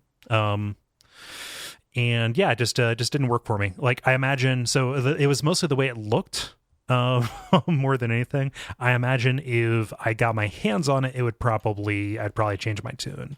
But as it stood, it was just kind of hard to, track with it. Was Hob? Is that the right name? Did that have a thing? Anything this time? It seems like I saw that in a trailer or something. What is that? Calvin's friend? Yes. No, it was like it's kind of like indie Zelda. Like I don't recall indie old school Zelda that looks really, really cool. Yep, I have not seen that. Ah. Yeah. Cool. Well, did you have anything else that we missed, David? Nah, I think that's it. All right. Well, thank you everybody who wrote in. If we didn't get to your stuff, I'm sorry. We tried to run and gun it a little bit, so we didn't cover any new ground. But I think I got most of the big stuff. A lot of people just said Zelda, which at least we sneaked it in there. But yeah, thank you everybody for writing in. We've got for whenever we have a normal multiplayer, just check out facebook.com/the level podcast, and those go up on Tuesday afternoons. But yeah, let's do kind of a truncated the grind. How's that sound? Yeah. Okay. One moment. The grind. Now it is time for The Grind, where we talk about the things we have been playing for the past week or so. Dennis, because of your new acquisition, I want to make sure we hear from you first. Yeah, and this was actually influenced by you, Kole. I don't know if you realized that. Okay. Yeah. So I think on air in the last episode, we were talking about, my lusting after various PC games and talking about Overwatch. And you said, if you didn't do it for XCOM, you're not going to do it for Overwatch. And I agreed with you. And then I got thinking afterwards, and I thought, but would I do it for XCOM and Overwatch? Damn it! I didn't think to go into the international banking system and stop you from buying both. So that pushed me over the edge. I was like, yeah, I'd do that. And that started the Craigslist searching, which if you ever want to buy a gaming PC, go to Craigslist. There's a ton of people who just build PCs as like a hobby that are selling on there for incredibly cheap. So I would kind of send stuff to a couple friends who know about PCs, and they were like, dude, why am I building my own PC? These are amazing deals. Like, this is really good. What the hell? Like, are they people good stuff like, there. do you think they're getting like volume discounts on the parts and that's how they can afford to? I don't know. The guy that I wound up buying from truly was like a hobbyist, and he was building PCs because that was like his fun thing to do. And he wasn't as concerned about turning a profit from it. Weird. So, I mean, he was, but he wasn't aggressively trying to make money. It was like, yeah, I built this, and then now I'm going to build. He's like, I did this quad core. Next up, I think I'm going to try like a 6-core or whatever or something. And there's this new thing I want to tinker around with. So it's just like a hardware enthusiast. Mm-hmm. Wow. So that's a free tip, I guess, for anyone looking to get into the PC game. I wouldn't have thought to do that. I would have. Yeah. I'm curious if the price that you pay, which I don't want to know, if the price that you paid would be less than if you just bought the parts and put it together yourself. Obviously, he's taking an awful lot of he's taking 2 days worth of work off of your hands. But yeah. Based on Googling, yes, it is actually really, really a good deal. Great. Yeah, so that's great. Picked up a gaming PC. First install was Overwatch. Did that the night I brought it home. and then second install was XCOM 2. So at long last, Our national nightmare is over. yeah. Overwatch is incredibly fun. It feels really, really easy to get into. But holy shit, is it a deep game. So, I've been hanging out in the Overwatch Slack channel now that I have the game. And just a bunch of the different interactions between the various heroes' powers are really, really nuanced and surprising. And just, I will be excited to see pro play for this game. Because once you really wrap your mind around how your character can interact with whatever other character you're up against, it makes for some really, really interesting confrontations. So there's a character that one of his abilities is for a short period of time, he will reflect bullets back at the person firing at him. But that also counts for like grenade projectiles. There's a hero that wears a mech suit, and her ultimate ability is she can fire that mech suit forward as like a self-destruct thing. Oh, yes. yes. Back of it. And you can reflect that back at her if you do it right. So you can reflect, you reflect your whole self back at her? You reflect a mech suit back with a katana. How awesome is that? Like, this game is freaking amazing. So I like that it felt completely friendly to just pick up and go with. And there's also a lot in terms of, even if it doesn't hold a big kill death ratio in front of your face. And there's a lot of ways to feel like you're contributing that aren't direct combat. It gives you a big like, oh, everybody gets a trophy thing at the end of it, right? Saying like, okay, this is the person who was the like who got the most like supports, and the person who did this. Exactly. Like, yeah, It's like GoldenEye. yeah. I'm super down for that. Like I'm down with anything that like emphasizes, like pushing a ratio. Yeah. It's cool that that's there, incredibly friendly, especially for someone who thought of himself as traditionally really bad at shooters. But there's still a lot of depth and nuance there. So that bad at shooters part. Yeah. So I'm gonna ask this question, and you can segue into your thing, because what I want to know is more important. No. So like I've heard tell that it's just like way too intense right now for somebody like new, like the ship has already sailed, especially on PC. Like, are you finding it to be a supportive environment? Like, are you just getting like washed over, or are you able to like find your niche and like hold your own? I have found it very supportive, but I am never not playing in a group, and almost never not playing in a full team of 6 of people that are either from Duckfeed or from another friend group. So my experience might be atypical. But as long as you're playing with Duckfeed people, and that's really easy to do because there's always someone on, it's been incredibly friendly and supportive, as the Slack is, right? Right. Is there a friends list kind of thing? Yep. Cool. Yep. Go on to your thing now. I'm sorry. I just wanted to know that. Yeah. So I've always thought of myself as bad at shooters, especially console shooters. Like, I've never been good using the twin sticks for that particular type of game. Partially because I don't think they're well suited to it, but I digress. This is the first time I've played a shooter with a mouse and keyboard since grade school. I think like since forever. What was your last one? Yeah, it was Rainbow Six. Okay. Yeah. So long time ago. My first game, I went 15-1, and the 1 was because I accidentally fell off a cliff. Like, I killed myself. So I don't feel like I need to contribute to this conversation anymore. So I'm not at that level all the time, but I've found a lot more success playing with a mouse and keyboard than I have ever playing with a controller. Right? In a way that will make it hard. Yeah, David, I'm a convert. You got me. I don't know that anybody that will ever make it hard argued. to go back and play with a controller. I don't think anybody ever argued with you, David, that mouse and keyboard wasn't better. It's just whether or not twin stick is acceptable in certain circumstances. Yeah, sure. Yeah, it is acceptable, and that's when it is literally a twin stick shooter. Rocket League's better with controller. I believe that. That's I think most driving games and stuff I think are. actually play with a wheel and some pedals. I've got a, Also good. I got a go-kart rig that I've taken the engine out of. And I don't know. If I could play and have like a big red rocket button, I think that would in fact make the game better. I never have anybody over, so I can just kind of put that in the middle there. Continue. Cool. I can see the neck beard from here. My neck is very clean shaven. Thank you. Continue. I'm sorry. No, that's good. So I'm immensely enjoying Overwatch, and I'm sure, there have already been a lot of words spilled on it in this podcast and in every one other too. So I'll leave that be. It's struggling for popularity. So yeah, we should, no, it's really toss some praise its way. Could use all the help it can get. Tell me about XCOM because you're the person who knows about that, and you finally have a chance to play it. Yeah. I'm not gonna lie. The first time my Sky Ranger dropped in soldiers, I teared up a little bit. Cool. Like I was so freaking excited. That's awesome. That's great. Yeah. You can still feel things. Yeah. Now, all right, question. Did you cry when your baby was born, like a couple months ago? Yeah. Be honest. All right. I look at Milo and I feel nothing. No.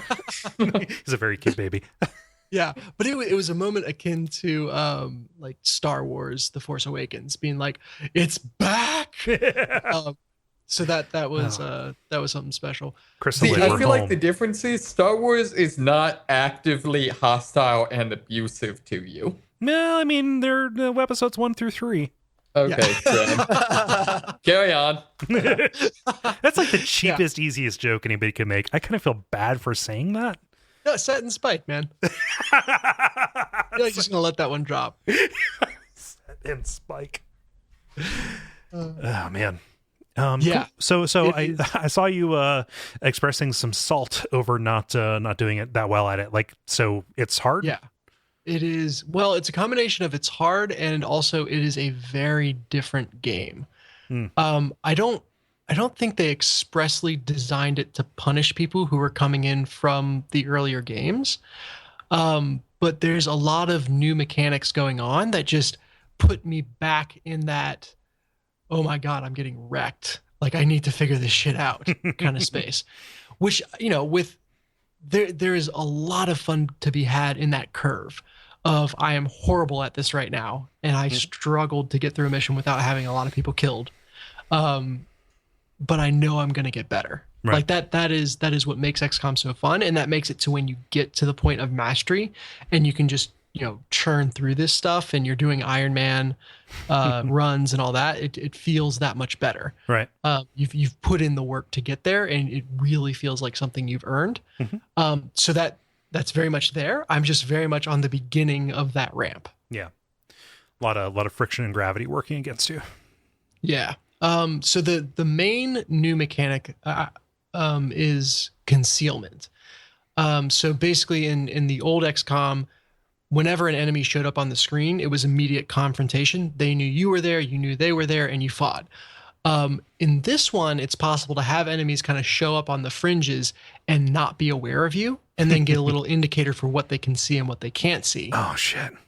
Yeah, and then you get a couple of turns or a turn to try to position your squad and then begin the engagement favorably. And the way that works is there's a thing called Overwatch where you kind of set your soldier to fire at the first thing he sees. Normally that comes with an aim penalty, but if you do it from concealment, the penalty is taken away. Wow. This makes snipers make a lot more sense. Yes.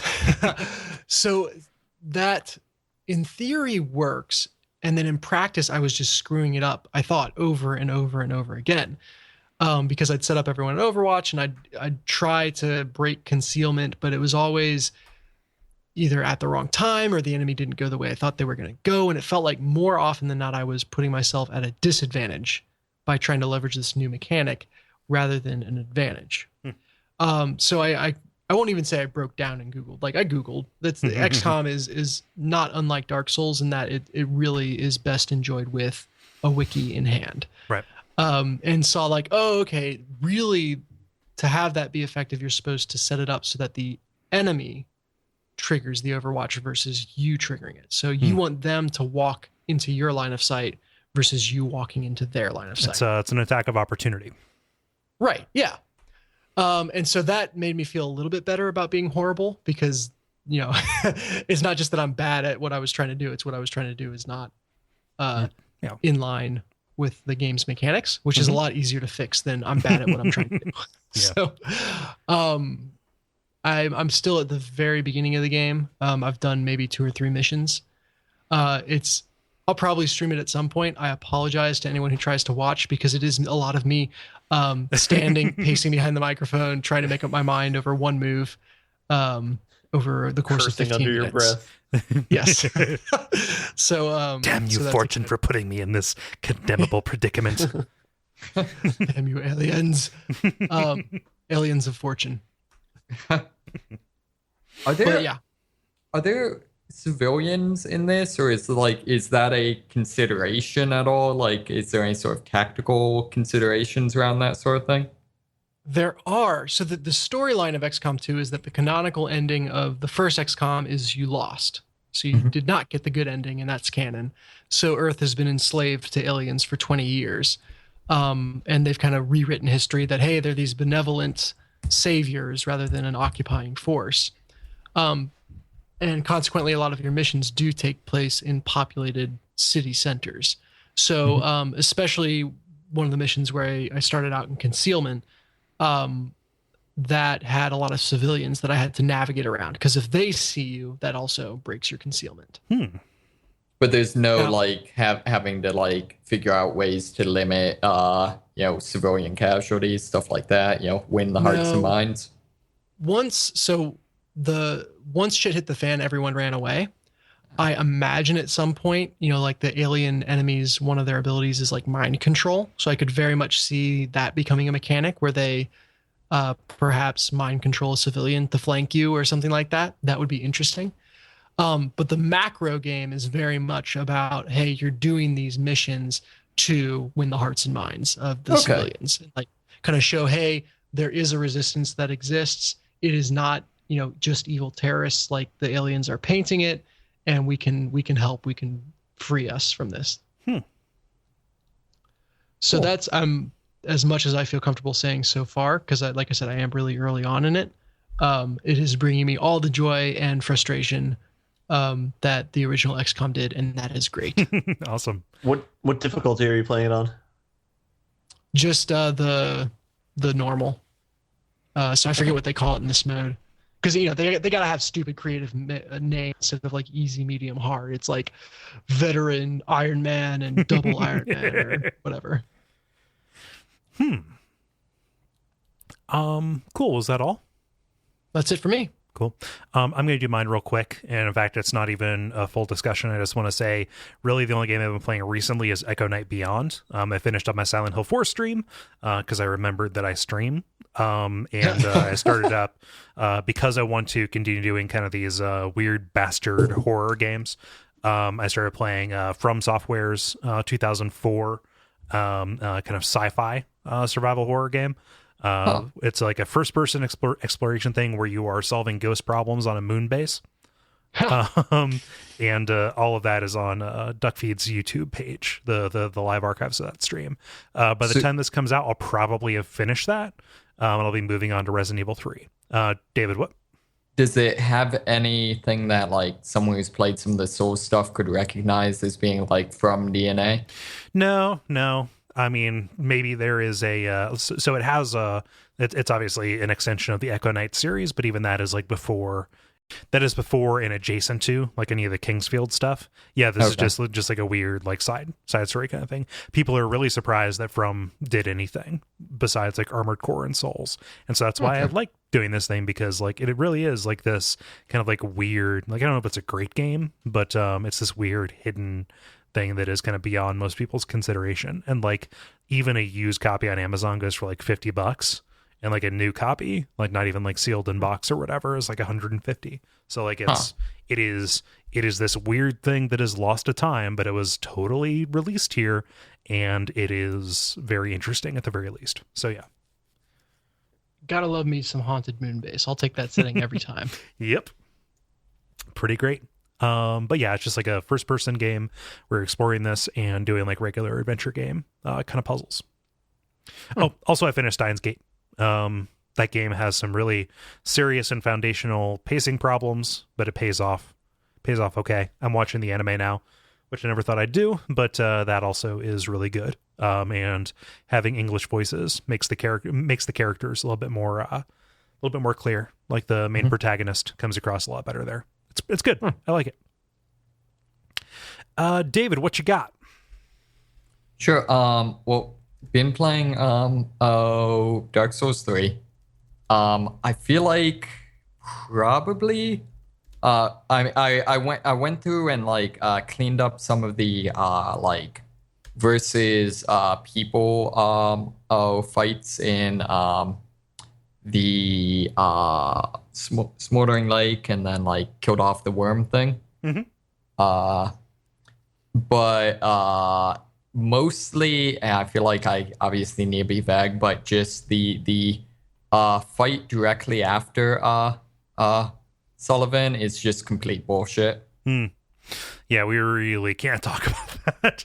Yeah, well, I guess I just like in extreme generalities, the fight is very much entirely dependent on what moves the boss decides to use. Yeah, and I know it's really bullshit. So. Yeah, it is very much like a magic focus kind of boss. So you have to like it's hard to know when and where to dodge. Yeah, and I like the idea, like in general, of the magic focus boss where like it's all about dodging. It's just I think the problem I think it's just the selection of moves isn't particularly good. So yeah, but yeah, so I'm pretty much just power leveling it. I figure eventually I'll just get more powerful and be able to beat it. Yeah. So cool. Was that all? Yeah. Yeah. I guess was it the prison tower? It's just weird as fuck. In High Wall of Lothric, or in the place after Irithyll. Yeah, the place where you join one of the covenants. Oh, like yeah, that's just like a classic like drop puzzle. That's been in all of them. Demons 2-2, and yeah. I just like why does it have a tail? That relates to a Dark Souls 1 character. Oh, okay. Yeah. I know that was just really, really creepy. So yeah, that's about it. Kill all the things, take all the souls. Ben, how about you? So mine's going to be pretty quick too. Played FTL, unlocked another sea ship, so I'm slowly working through those.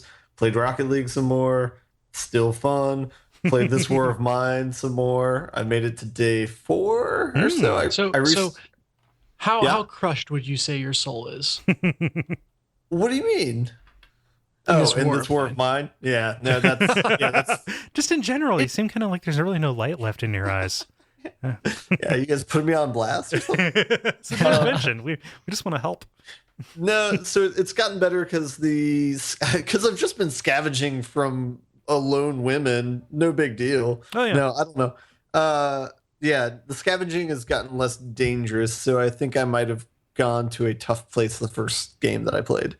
The thing that I can't really reconcile though is like when you play the game, it feels like a base building game. You're like, oh, okay, I'm getting more supplies and I'm upgrading all these systems or whatever.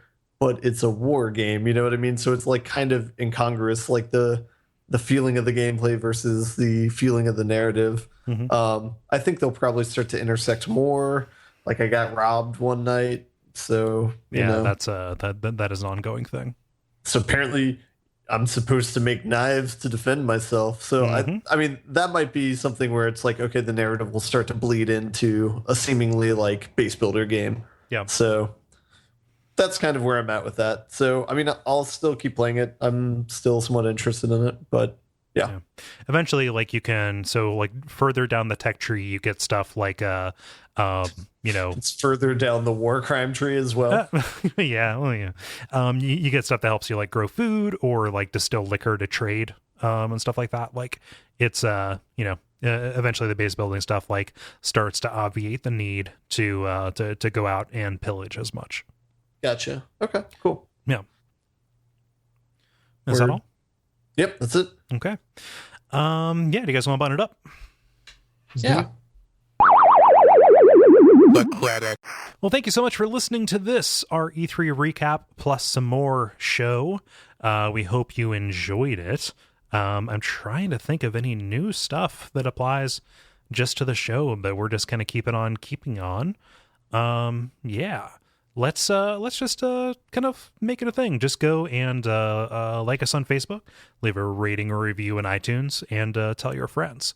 But otherwise, Yeah. So speaking of our Facebook page, we've hit 200 likes. oh great, Yeah. So it's at a nice round number right now. yeah. So thank you, everyone. Yes, thank you very much. That is a good portion of the people who listen. Actually, like it is cool. it is a substantial chunk. So yeah, we really appreciate that. That is definitely a really high level of engagement, if I can speak in brand terms or what have you. Yeah. Awesome. So I've been Cole Ross at Cole Ross on Twitter. I've been Dennis Furia at dfuria on Twitter. I've been David Smith at MoneySmith777 on Twitter. And I've been Ben Merkel at Merkelizer on Twitter. And stick around for some titles.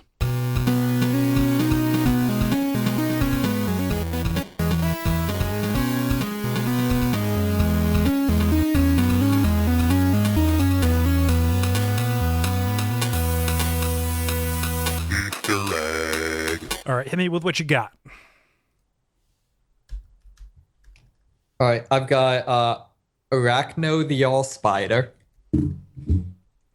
Okay. God of whoa. It looks naughty as fuck. Aliens of Fortune. And actually, I think that's it. Okay. I've got Dolphin Puncher XD. I've got Siphon Filton. That is an IGN joke. Is it really? Yeah, from what podcast is that? I think it's like an old IGN show. Cypher Filton was a Cypher Filton in joke from them. So. Okay, all right. I got Installing a God. And I got The Last Guardian. Okay. There, I was gonna say I can't have been the only one who wrote that down. I wrote that one down too. I also had Dolphin Puncher XD. Oh, nice. Dennis, what Yeah, you I got? really like that one. So I had The Last Guardian, 100% Vent, Little Side Thing, and then Redis is my co-pilot. All right. Redis is my co-pilot. The only other one I had is Push the Ratio from the Overwatch. Yes. And then at Last Guardian, 100% Vent and Dolphin Puncher XD. Some good stuff in here. The dark horse would be Arachno the All Spider, but I really feel like I like Dolphin Puncher XD. Yeah, same. You're right, David. Yeah. Sorry. You sound like a dolphin being punched. And we're doing a VO session for that. We're multitasking. Yeah. Cool. Gotta show the Dolphins who's boss, they think they're so smart, but if they're so smart, why don't they have opposable thumbs? Soon.